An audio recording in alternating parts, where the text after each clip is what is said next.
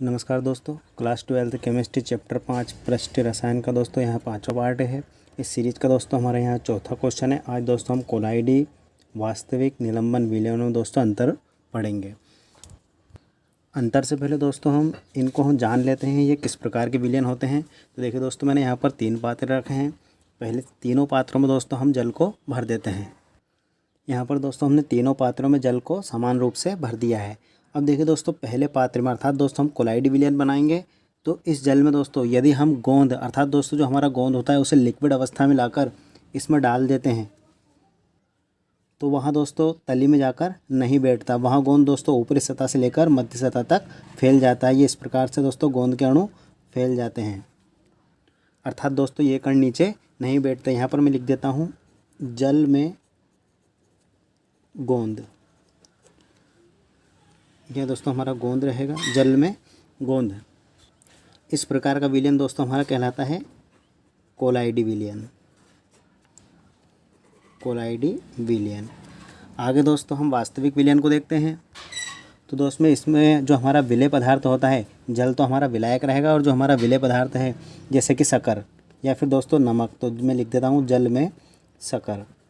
दोस्तों इसे घोलने पर जब इसे दोस्तों अच्छे से मिक्स कर देते हैं तो दोस्तों इस तली को हम आसानी से देख सकते हैं। अर्थात दोस्तों ऐसा विलयन जिसका तल दोस्तों हमें स्पष्ट दिखाई दे वो हमारा होता है दोस्तों वास्तविक विलयन। इसमें दोस्तों जो हमारा विलेय और विलायक होता है इनके कण लगभग दोस्तों समान होते हैं, जबकि जो हमारे कोलाइड विलयन में होते हैं दोस्तों इनके कणों में काफ़ी विभिन्नताएँ होती हैं।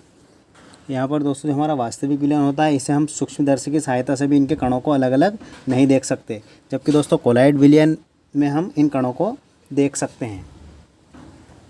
इसमें दोस्तों गोंद के स्थान पर हम स्टार्च, जेलेटिन, एल्बुमिन किसी का भी प्रयोग कर सकते हैं। उदाहरण के तौर पर दोस्तों यहाँ पर हमारा शक्कर या फिर नमक रहेगा।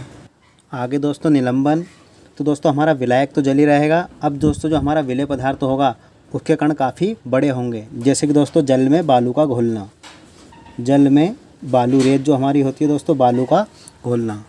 इसके स्थान पर दोस्तों हम किसी पाउडर को भी ले सकते हैं, क्योंकि दोस्तों इनको जल में डालने पर यहाँ इनकी तली में जाकर कुछ समय बाद दोस्तों यहाँ पर ये तली में जाकर बैठ जाते हैं।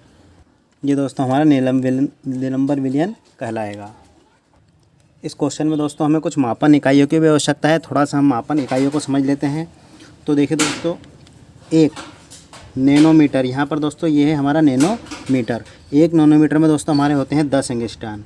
आप इनको दोस्तों नोट कर दिया, ये 1 नैनोमीटर बराबर 10 एंगस्ट्रॉन। आगे दोस्तों अब दोस्तों 1 एंगस्ट्रॉन, यहाँ पर अब हम लिख रहे हैं दोस्तों 1 एंगस्ट्रॉन के बराबर दोस्तों हमारा होता है 10 की पावर दोस्तों -10 मीटर। जैसे दोस्तों अब यहाँ पर हम शून्य को बढ़ाएंगे, जैसे कि यहाँ पर 10 के अब हम 1 के स्थान पर लिख देंगे 10 एंगस्ट्रॉन, तो यहाँ पर दोस्तों हमारा हो जाएगा 10 की घात -9 मीटर। आगे दोस्तों इसी तरह यहाँ पर अब हम 100 लिख देंगे। 100 एंगस्ट्रॉन बराबर दोस्तों हमारा हो जाएगा 10 की घात -8 मीटर। इस तरह से आपको याद रखना है कि 1 एंगस्ट्रॉन बराबर 10 की घात -10 मीटर।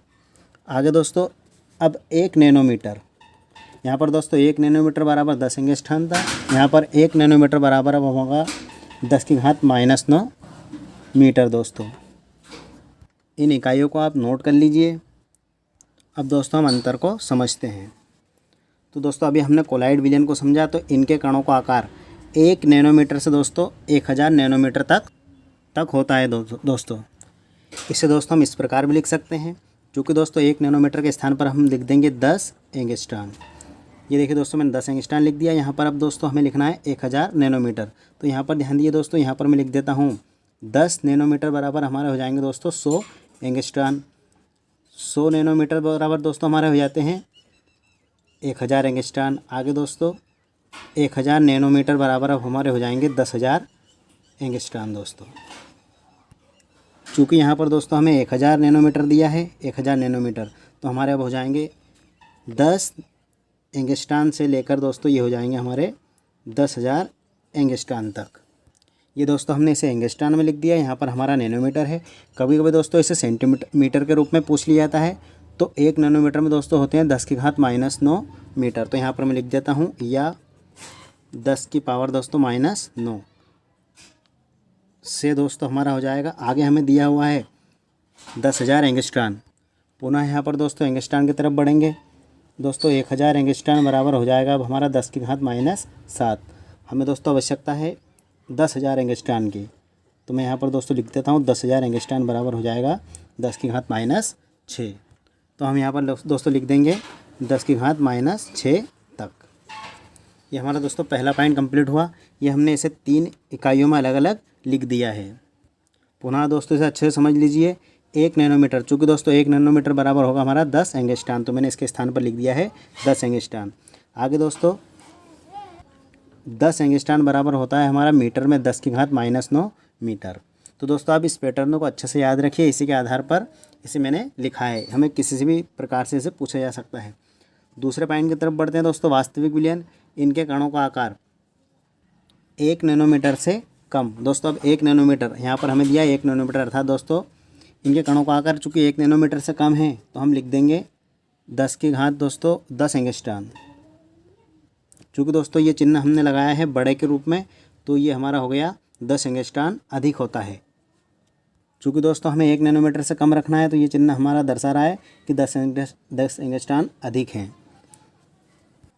आगे दोस्तों अब 10 एंगस्ट्रॉन, चूँकि दोस्तों 10 एंगस्ट्रॉन बराबर होते हैं मीटर में 10⁻⁻9 मीटर से कम। यहाँ पर मैं लिख देता हूँ दोस्तों से कम।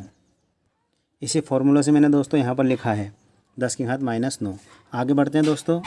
निलंबन, दोस्तों इनके कणों का आकार 1000 नैनोमीटर से अधिक, अर्थात दोस्तों इसे हम एंगस्ट्रॉन में लेकर जाते हैं तो हमारा जो 1000 एंगस्ट्रॉन बराबर दोस्तों होता है, सॉरी दोस्तों पहले हम इसे नैनोमीटर से एंगस्ट्रॉन में चलते हैं। तो नैनोमीटर में हमें दिया है 1000 नैनोमीटर, अर्थात दोस्तों 10,000 एंगस्ट्रॉन से अधिक। 10 एंगस्ट्रॉन से अधिक, या फिर दोस्तों एंगस्ट्रॉन को दोस्तों हम अब मीटर में ले जाते हैं। तो देखिए दोस्तों ये हमारा 10,000 एंगस्ट्रॉन बराबर होता है 10⁻⁻6। तो मैं यहाँ लिख देता हूँ या 10⁻⁻6 मीटर से अधिक। इससे पहले दोस्तों आप इन पॉइंट को नोट कर लीजिए। दूसरे पॉइंट की तरफ बढ़ते हैं दोस्तों। दूसरा पॉइंट दोस्तों हमारा रहेगा कोलॉइड विलयन साधारण छनित पात्र से निकल जाते हैं किंतु जंतु झिल्ली से दोस्तों बाहर नहीं निकल पाते। दोस्तों वास्तविक विलयन है, वास्तविक विलयन दोनों से निकल जाते हैं। निलंबन में दोस्तों लिखना है निलंबन कण दोनों से नहीं निकल पाते। तीसरा पॉइंट दोस्तों विस्मांग तंत्र, ये हमारे दोस्तों विस्मांग तंत्र होते हैं, अर्थात दोस्तों इसमें विलय और विलायक के अणुओं के आकार में काफ़ी अंतर होता है। वास्तविक विलयन दोस्तों हमारे समांग तंत्र होते हैं एवं दोस्तों निलंबन हमारा विस्मांग तंत्र होता है। आगे दोस्तों कोलॉइड कण तली में दोस्तों नीचे बैठ जाते हैं कुछ समय बाद। ये कण दोस्तों ये भी नीचे बैठ जाते हैं तली में, परंतु दोस्तों हमारे निलंबन में ये ये दोनों कण नीचे नहीं बैठते किंतु निलंबन के कण नीचे बैठ जाते हैं। आप दोस्तों ने नोट करते जाइए। पांचों पॉइंट, इनके कण धीरे धीरे दोस्तों विसरित होते हैं, अर्थात दोस्तों धीरे धीरे घुलते हैं। ये तेज़ी से विसरित हो जाते हैं। यहाँ दोस्तों अत्यधिक धीमा विसरण होता है। छठा पॉइंट दोस्तों हमारा रहेगा अति सूक्ष्म माइक्रोस्कोप द्वारा देखने पर इनको हम देख सकते हैं आसानी से। इधर दोस्तों ये कण अदृश्य होते हैं, अर्थात इन्हें नहीं देखा जा सकता। इधर दोस्तों निलंबन में लिखना है कुछ कण दोस्तों हमें जो खुली आंखों से आसानी से इन्हें देखा जा सकता है। इन पॉइंट को दोस्तों आप नोट कर लीजिए। हमारे 6 पॉइंट हो गए। आई होप दोस्तों आपको क्वेश्चन समझ में आ गया होगा। वीडियो दोस्तों पसंद आए तो शेयर लाइक सब्सक्राइब कर लिए ताकि इसी तरह की वीडियो की नोटिफिकेशन आपको दोस्तों मिलते रहे। धन्यवाद दोस्तों।